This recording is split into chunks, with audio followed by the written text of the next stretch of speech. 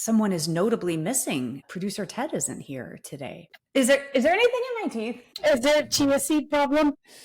Because Ted is our producer and editor, and he dropped our YouTube video. And in the last episode, I have a chia seed stuck in my teeth. It wasn't just a chia seed, honey. It was a chia seed. That was like, I was gonna color one of my teeth. Mm-hmm.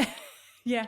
In solidarity. How did no one notice that? We were all looking at each other and no one noticed it. Eyes are up here. So Ted is on administrative leave since he didn't catch that during editing, and he still dropped the video. So administrative leave without pay. And since we talked about accountability last time, I hope he's really thinking about his actions, because I'm very disappointed in him. Rip his TV off his wall, just like he did to not take his phone. Yep. But here's the other thing, right? I mean, you can't blame the man. So much amazing stuff to look at with you. How could he notice one simple flaw? I mean, he's only human. Do you think this is a good defense as his labor rep? Yeah, he's going to have representation, and we're going to have like a whole process, a disciplinary process with mediation. And well, come on. I mean, in his defense, we did talk about how neither of us gets embarrassed. We're like, oh, okay. That's why I'm faux ragey about it, because I literally walked through the living room and Chris is like, "What is on your teeth?" And I stopped and I just started laughing. I'm like, "That, my friend, is a chia seed from my yogurt. I add chia seeds to add a little more fiber to my yogurt." And I just started laughing. I thought, good thing most of our listeners listen to our pod and don't watch it. Well, they're going to watch now. The Hollow Buddy.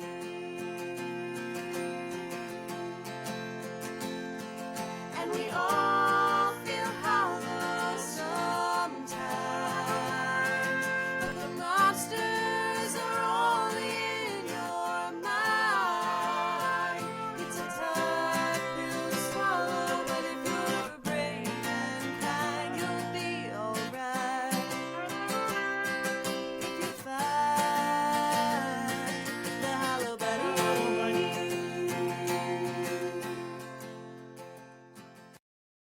Greetings and salutations, and welcome to the Hollow Bunny Leadership Podcast. I'm Kristen Ziman, and I am here with my steady and sharp co-host, Sylvia Moir. We are former police chiefs, but this podcast is not just for cops. No, it's for anyone is interested in life and leadership and oral hygiene, and particularly the lessons that we've learned about all of it. So today, Syl, we are wrestling with a question that no leader really likes to answer, and that is, when is it time to go?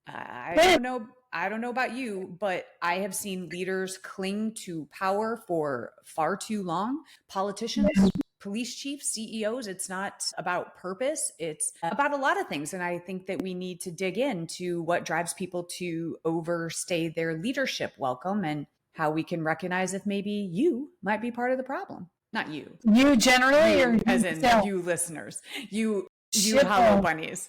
Shitballs. Oh, okay. So Not that confrontational today. Confrontational, combative. I kind of like the regime. Yeah, I know. It suits me. It's this caregiver. I'm taking care of my invalid spouse, and She's a fantastic. I'm sorry, she's handy capable. You just make that shit up. No. Okay. All right. So we acknowledge all that. Let's just say this at the front end. Some people have stories, things that keep them in places. There are things that we don't know. I mean, someone, it may be a financial necessity.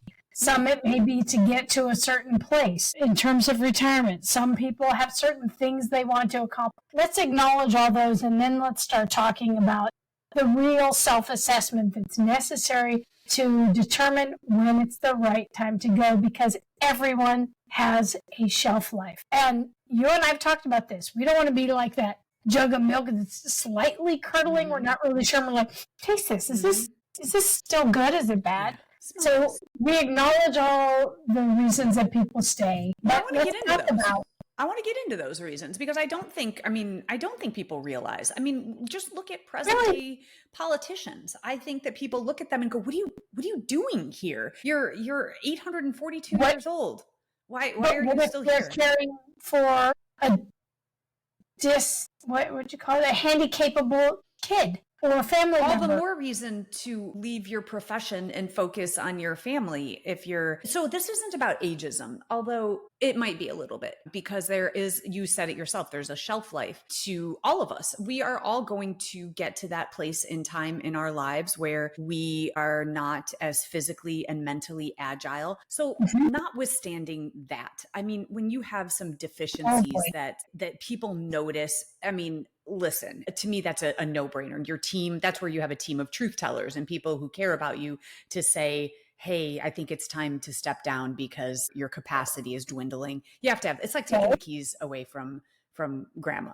You know, you can't drive anymore because you're running over people, right? So so like notwithstanding a cognitive decline, why do people leave? Why do people stay? You said the first one, a financial anchor. Yeah. Ego. Let's just throw them out. Ego. Yeah, an identity crisis, and delving down into financial first, because that's the easiest. That is like, and in our profession, we're driven and tethered by pensions. So we have this end goal in mind. And for me, I left 3 years before I could collect my pension, which was like jumping and free falling, jumping without a net. But I hear people say, I have to stay until I can collect this pension, or I can't afford to leave because my kids are still in college. The loss aversion equation where, we fear losing what we already have more than we value potential gains. But I think those are important and those are no-brainers, right? But you mentioned ego. I mean, let's go there. Leaders fall in love with their own reflections. No doubt. And you and I both know that everyone answers the phone when you're a chief and you call. The day after you're not a chief, you don't have access. You don't have a driver. You don't have people answering the phone. You don't have folks that really respond in a timely fashion. There's access. We'll just say there's access that you get by being a person in a position of authority. Yeah. So some of that's ego. Right? It feels good. Being the face of the organization becomes addictive. And you're right. The higher you rank or title that you achieve, the more people, exactly right, nod their heads at you and laugh at your jokes and answer the phone and all of the things. And that becomes, I think it becomes addictive. So there is most certainly something there. There's a there. Yeah. For sure. Well, I'm going to try to provide the proper attribution. I believe it was Heifetz and Linsky in Leadership on the Line where they offered that take praise and condemnation. Don't take it personally. Mm-hmm. And praise can be intoxicating. Mm-hmm. And one of the real purposeful intentions in the leadership school in California, the Sergeant's Leadership School, and reading that book and exploring it was, how do you take praise? How do you take praise? What do you do with it? And the intention is, you take it in as kind of a piece to affirm perhaps some action. Should always criticize it, but it should go in. And I have like this thing where it goes in and it goes right to my feet to keep me standing in virtue, standing in the values that kind of got me to the point of the praise. But then, I don't know, we could go down that path and talk about that ad nauseum, but we won't. Yeah. Let's just acknowledge it. Yeah, I think because I think that's another no-brainer, is that it just becomes addictive. Yeah. And there's also some research, insight, and studies in succession, leadership succession, show that there's something called the founders syndrome, where, and that's not the case for everyone, but it's the idea where leaders believe that the success of the organization hinges on them, and they resist handing over control even when it's time. And that's from the Harvard Business Review. So I thought that was interesting, is that responsibility, which is, it's on one hand, it's really good that you have that responsibility or that idea that everything hinges on you, because that is the mindset of a leader, is that it may not be my fault, but I am responsible, no matter, for praise everyone else when good things happen, when bad things happen, it's my fault. So on one hand, I like that idea, but on the other hand, when you take it to the extreme and you have that idea that no one can do the job that you do in holding up the organization, well, then that's the ego trap as well. Sure. So I recall in California, we have these learning domains at the Basic Academy. And they added a new one. I was a detective at the time, I think, or a field training officer, and I was training at the academy. And I was training in physical training, in crowd and riot control, and some patrol stuff, right? And they said, hey, we're starting this new learning domain called culture diversity. And I said, oh, that's awesome. They said, we want you to be on the team that develops the curriculum here in California. I said, what?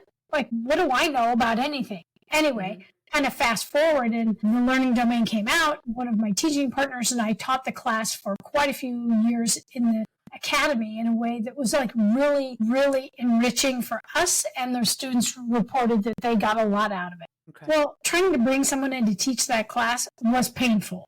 I was a sergeant teaching it, and then as a lieutenant teaching it, and nobody would take it over. So I felt this responsibility. Some people believed that it was like the founder's syndrome that you just described, that I just couldn't let go of it. And so it was a real struggle for me to assess, am I holding on to this because of some ego thing that I think it performs well and it has a lasting impact?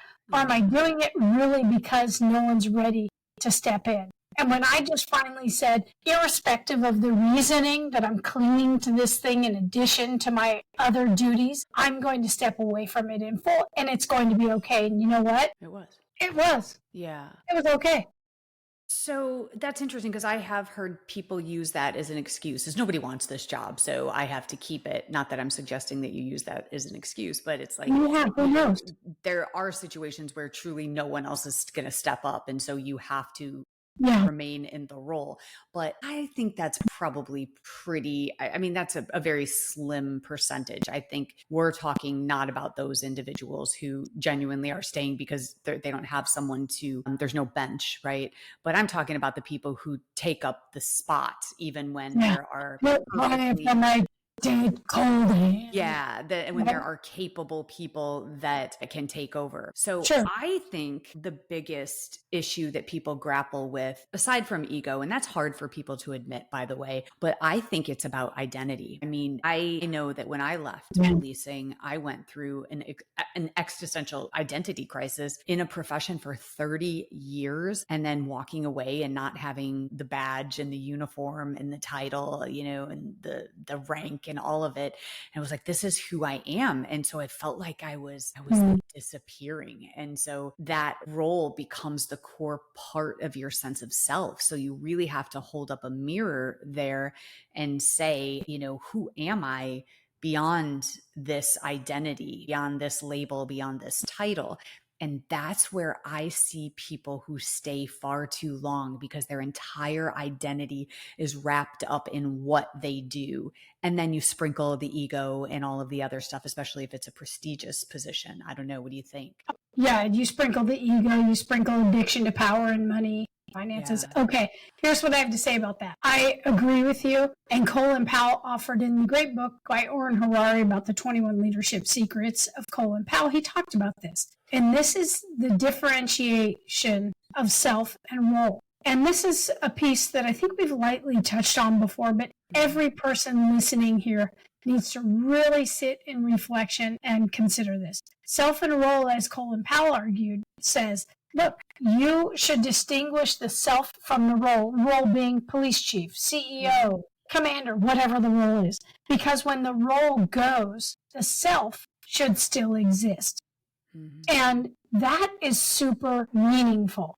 It is meaningful and purposeful because we have a responsibility to distinguish between self and role. And what you described is kind of like this, the body wants homeostasis, right? And any significant change, like leaving your police chief job, creates some disequilibrium.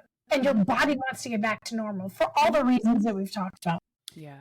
Here's the thing. I really believe that kind of as the great Stoics, as Marcus Aurelius taught us, we have this great long period of apprenticeship, right? And then we seek this mastery. And once we're in a position where we have enough mastery to achieve the position, like you're a police chief, you've achieved some mastery.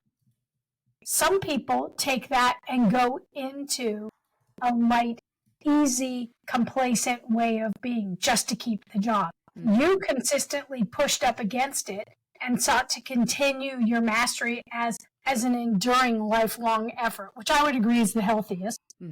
Here's the thing. You have to get to a place of wisdom to recognize that self and role are different. Yeah. You know, if you're a married person and all of a sudden you're sprung like, hey, I don't want to be with you anymore, your identity is gone. Like that role as a spouse, gone, Yeah. right? You're a police chief and you retire or you are fired or whatever. That role is gone. The self exists. And that's where agency is so important, because agency helps direct the course of our life and gives us an ability and really the capacity for understanding we are in charge of our life with resilience and choice. I'm going to pause there and let's pick that part a little bit, because I think that's super resonant to get to that place of self and role. Yeah, I do too. But I think that's what the part is that people are missing. To me, it's this level of introspection that people don't have. And What do you mean? meaning that that thing that you call agency is Yeah. control over, the way that I define agency is control over my destiny, having control Yeah. over my life. Yes. So you brought up the wisdom that comes with when you have served in a career. And the book that helped me through my transition was called Strength to Strength. Okay. And The Second Mountain. Both of those books talk about, in two different ways, but about crystallized intelligence and all of the things. And I love the metaphor of the second mountain, which is, you know, on that first mountain, you collect David Brooks. Yes, that's David Brooks, and then there's Arthur Brooks, who is the author of Strength to Strength. But they're both remarkable books. Odd that they have the same last name. But what he talks about is this crystallized intelligence that, you know, you gather all of this wisdom through your years of service, and then you must detach. But you have to have the introspection to detach, meaning, you know, moving away from that midlife transition or that identity crisis and grappling that loss of meaning that defines you in your career. And you take what you have learned, that crystallized intelligence, which is really wisdom, and you apply it to something deeper and more meaningful. So you use what you've learned and you contribute to the world. So we're getting ahead of ourselves here, because that's what people on the other side have recognized. What I'm trying to figure out is what keeps people from holding the mirror up. And there's even another notion. We've talked about identity, we've talked about ego, we've talked about financial, but there's also and this is, I wonder if this is part of ego, but it's the job isn't done fallacy. There's more to do. Well, no shit. There always is more to do. Oh shit. True legacy is not about finishing the job. It's about building others up to continue the job. And if you can't continue without you, then that was never leadership to begin with. 100%. I say uh-oh, and you looked scared. Were you scared? Yeah, I was. Uh-oh, because that's like no shit. Yeah. Right? Yeah. And because what it does is it challenges us. I mean, on the other side, I think informs those that are in. Mm-hmm. I really do. So on the other side is that we have built a capacity to be adaptable to change and conflict. We've built that capacity. We now, at this point in our careers, get to reflect on it, right? Yeah. But this informs the people that are in the positions, how to assess when they're done. So, okay. So I want to reinforce this. So you picked part, the job is never done. Let's just acknowledge, well, no shit. The job's never done. There's always going to be stuff. The other one that you rose is addiction to power, addiction to the financial. Okay. And then there was, what did you call it? It was the help a sister out. The job's not done fallacy, the identity crisis, the ego, the financial aspect. Those are the ones we've talked about. Those are all really important, but there's also this one about it's not the right time. Yeah. Right? When the work's not done. Right. I mean, that's really, or the founders. Founders. That's the one thing.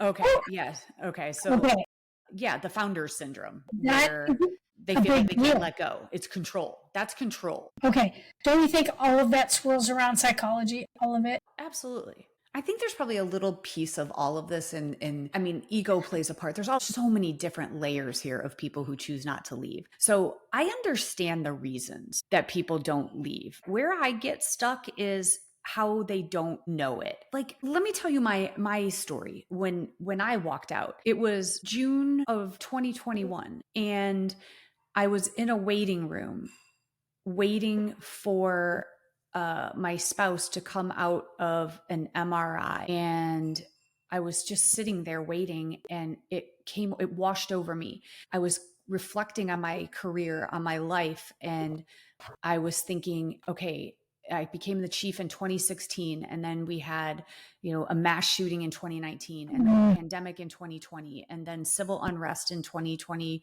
at the end of 2020. And it was like 3 years of being a punching bag. And I remember finally, when all the dust settled, in the middle of 2021, I just knew it was time to go. My soul had been crushed, and I just couldn't fight any longer. I was fighting. I felt like everybody had turned against us. I was fighting for the profession, and I just felt like I was spent, and I needed to jump, even if it was without a net. But it just came over me, and I knew that they needed someone in there with more energy than I could give them, because I just felt defeated. And so that's what I mean. It's like I held up the mirror and I didn't like what I saw or who I saw as a leader, and I knew I could give them better. And I'm not suggesting that I'm the most introspective person, but it's like that mirror helped me see that, I could give them better by leaving. Wow. Well, wow. You did amazing work during really tough times, right? No doubt. And what you're saying is what I think they call in psychology, right? It was normal to have that response. Sounds like you asked yourself the question, what do I have left to give to the profession? Mm-hmm. And in that moment, you answered, I've given all that I can give and all that I want to give. And you were faced with some introspection that gave rise to this knowing that you were done. Is that what you're describing? Yeah. And I wasn't necessarily done with the profession. No. I don't think. I just knew that you were done there. I was done. It was just time, and it was painful. It felt like, it was like and nothing was wrong, by the way. Nothing, everything had, we had come, the department was thriving. The officers were thriving. I just felt like I just was deflated. My soul was harmed, and I needed to walk away. And I actually thought, I'll get another chief's job somewhere. And, that didn't pan out. I put in for Chicago. I put in for Nashville. I didn't get the jobs that I put in for. And as it turned out, that turned out to be a gift, but I knew that I was done in that organization. So it's not, just the profession. And, and what I'm doing now fulfills me just as much, if not more, than what I was doing. And I have the freedom on top of it. But I guess what I want to delve into is what keeps people when everyone else is looking at them. And we know this. So we see leaders. We currently know leaders who are in their profession, and everyone around them is like, they have overstayed their welcome. How come the only one who doesn't see it is the person sitting in the chair? I wish I had an easy answer to that. I think part of it is a pursuit of self-mastery. It is knowing self. It is taking time to be introspective, like you just described during the MRI. I think they don't work at their leadership craft with purpose and intention, because if they were, they'd ask themselves some questions like, am I the best person for the job right now? Mm-hmm. Do I have energy left to give? Am I leading the team strategically to advance the organization? They'll ask themselves questions like, what truths am I missing? What truths are not being told to me? Yeah. And I think that's a big piece. Don't you think people who you surround yourself with, don't you think that that's a big deal if you allow them to be your truth tellers? Yes. What do the stakeholders in my organization, what do they think of the direction the organization's going? How do they feel as they carry out their work? I just think that is part of the leadership necessity. It is part of when you are in leadership, you have to consistently challenge your role. Mm-hmm. And you just demonstrated that you do that. I did that where I was. I'm doing that now. Am I in some way an impediment to the talent in the organization? And if I stay, I think I could add value because I certainly have a lot of energy left to give. But if I stay, Am I impeding the talent ladder for folks? You're going to be so proud of me right now. I am? Yeah, I'm because most- I just thought of a sports analogy. Holy shit. Hold on to the rails. Buckle up, Sylvia. So I just got done watching the newest series of Quarterback, and Kirk Cousins, so I forget what team he's on now, but anyway, he's It's gonna a be fun. quarterback. He's a quarterback. Name a team And that's not the Chiefs or the Bears. He was in Washington, and now he is No, not Commanders. Yes, and now he Vikings. left to go. And- But anyway, it doesn't matter. But Doesn't. he's not performing well. But he's like, I'm going to fight through this. And they also drafted a brand new quarterback that is his backup quarterback, who is full of talent, but who's been sitting on the bench for so long. But Cousins didn't want to give up his role, and so he kept fighting through all of his injuries. And who can know if this backup quarterback can succeed in the way that he can? But he couldn't give up his position, and finally, because in fact he even grappled with it, but then decided, no, I'm staying here. And then the head coaches had to make the decision. So I was like, this is a lot like leadership, is that this whole succession plan. Succession isn't betrayal. If you've done it right, then your departure should feel seamless. And I think the great ones aren't the ones who stick around. I think the great ones are the ones who leave behind a system that thrives in their absence, and groom other people to take their place, and have the wherewithal to say, it's time. I am not performing at my peak, and it's time to bring up this backup quarterback. Are you so proud of me right now? Are you so proud of me right now? I peed a little for sure. And I am so excited because he's with the Falcons, and Michael Penix is the new kid. He came in a couple of years ago. I think he was in the national championship, by the way. He came in, he was drafted by the Falcons. Here's something I want to say. Yes, there's a time when you got to go because the leadership funnel is clogged up by you. However, what if this young quarterback just needs a season or two, right? And let's just say he needs a season or two. The thing that Kirk Cousins needs to do, the thing that the leader needs to do, right, is to say, look, some people may not think that Michael Penix is ready, but he's ready. Put him in the game. He's got this. And in order for him to achieve, maybe Kirk Cousins needs to go away, to just leave. Maybe he takes a different role on the sidelines to be there for the kid. The thing is, it's not perfect and ideal. Every situation isn't the same. I know.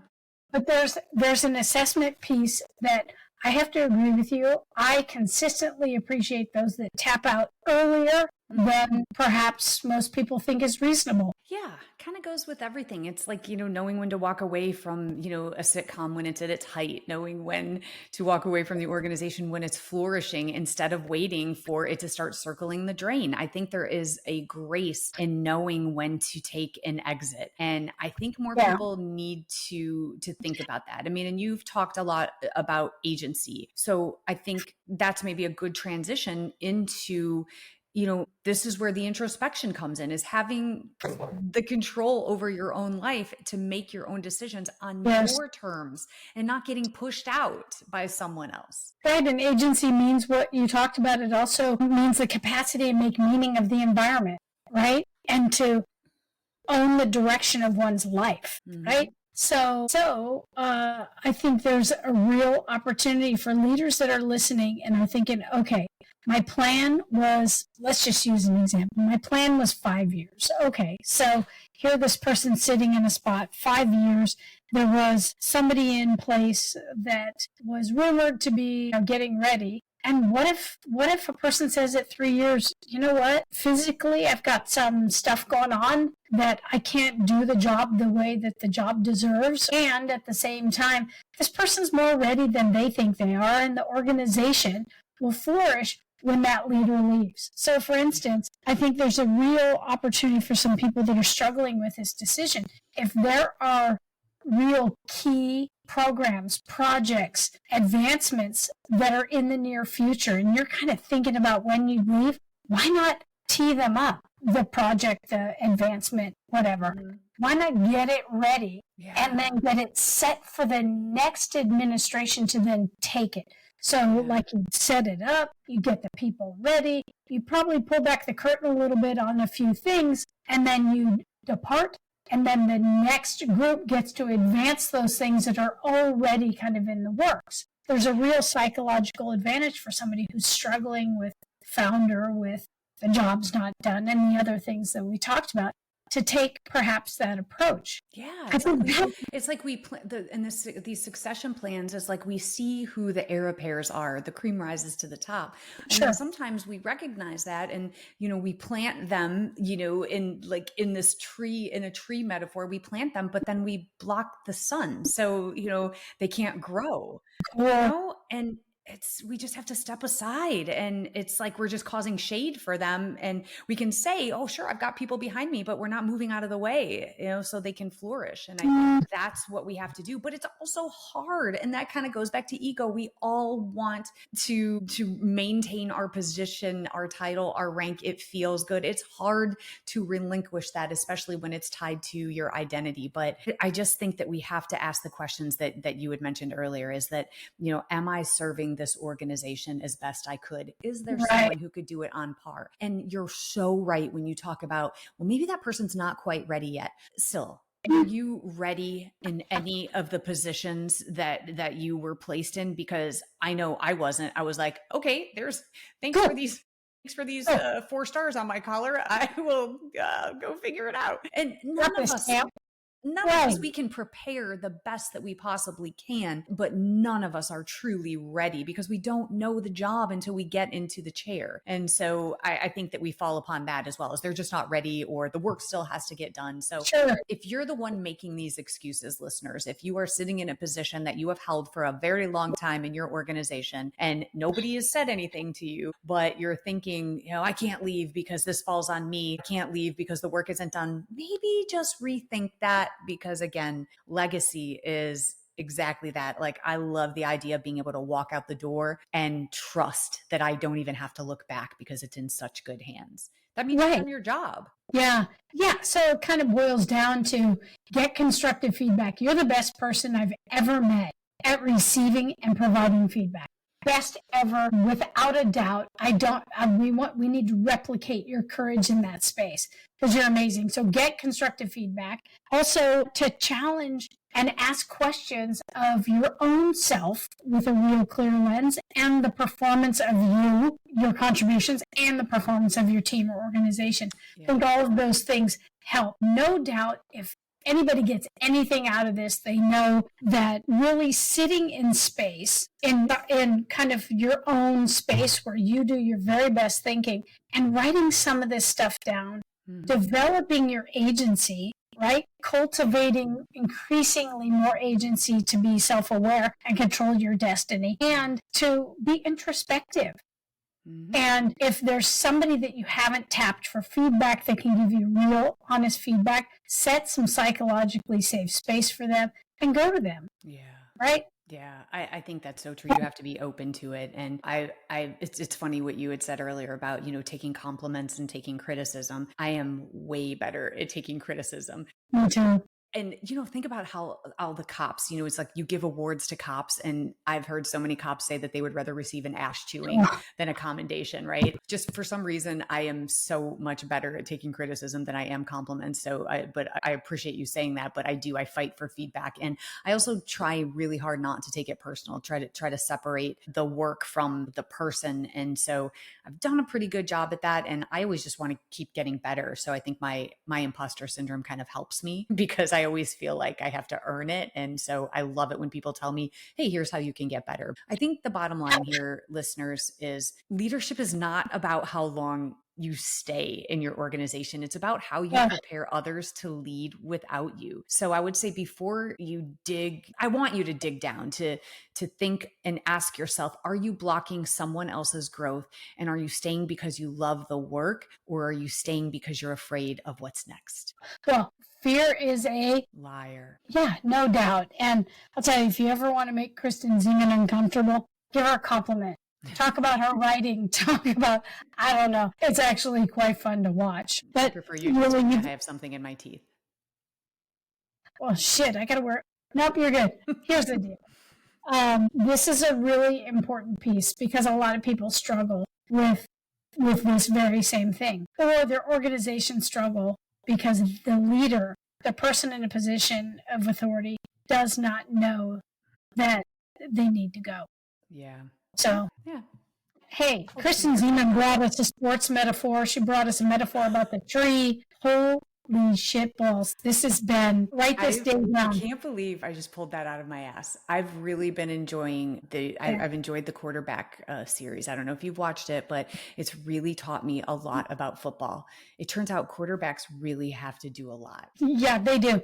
And if you look at the Wonderlic test, they're typically the high performing quarterbacks have very high Wonderlic scores. Just saying, correlate. Yeah, I just kind of used to think they were just like, football player bubbas, but oh my God, they're so smart and tactical. Anyway, I'm really into it. I may even join like a fantasy football league just so I can learn even more. I know you don't even recognize me right now. I don't know. It's just, I don't even know who I am. I'm going through a reinvention phase. So Okay, I'll help you with your draft. Yeah. Okay.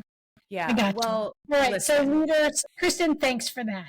Because I think it's really, really important. And, I've been at a couple of organizations and I've had to think about what is right for the organization. Am I the best person for the job? Are we still advancing the organization? Are we still performing as we should perform? Do I have the energy, intellectual, physical endurance to keep doing the work? I've had to answer all those questions. And there are times where I've tapped out to provide the light, as you said. Or I just think there's a different way that the organization needs to go. It's not like, anyway, everybody's path is different. The urging is to listen to this, write down some intentions, and get yourself a tribe of people that will be your truth tellers. Because they'll let you know. And you hit it on the head. Just ask yourself those questions and be very honest when you answer. I think that's the bottom line, is just make sure you're asking yourself the questions. So, hey, listen, everybody, if you like this podcast, please subscribe, like it, review it, tell everyone you know about it. You can follow us on Instagram. You can follow us on Facebook. And if you don't like it, move along. There's nothing more to see here. Ted Madden, who really isn't on administrative leave, I made that up. He's not actually being disciplined. He just had more important things to do today, like, his real job. He produces this podcast, and the song you're about to hear was written and performed exclusively for us by my son Jake Ziman and his friends Zoe and Fabian. Keep filling your own bunnies and make sure that you're adding substance to the people coming up behind you. Bye, everybody.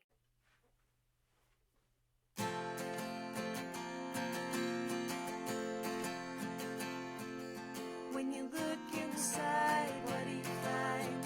Are you content to fall behind? When you lose your way and you've lost your why, have courage and get ready to fight the hollow buddy.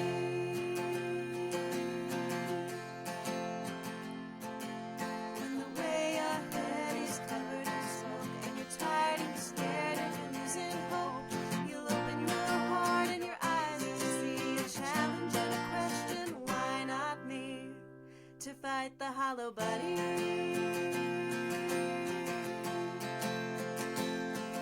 And we all feel hollow sometimes,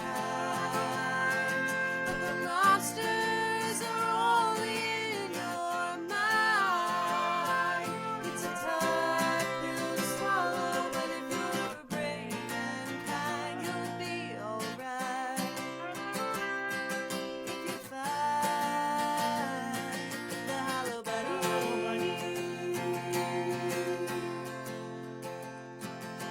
When the challenge ahead scares you to death, you tame the imposter inside instead. To change the world, you've got to start small. It takes a leader to say, I don't know it all, and I know I'm gonna fall, but I'll pick it up and come back stronger, failing forward and moving on. We're doing the hard thing and the right thing, forever fighting the hollow bunny.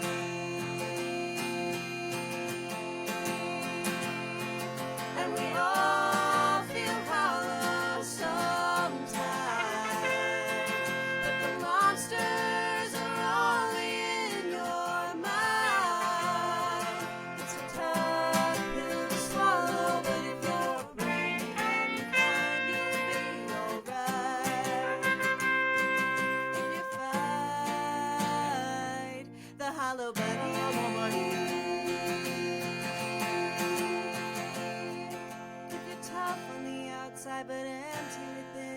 summer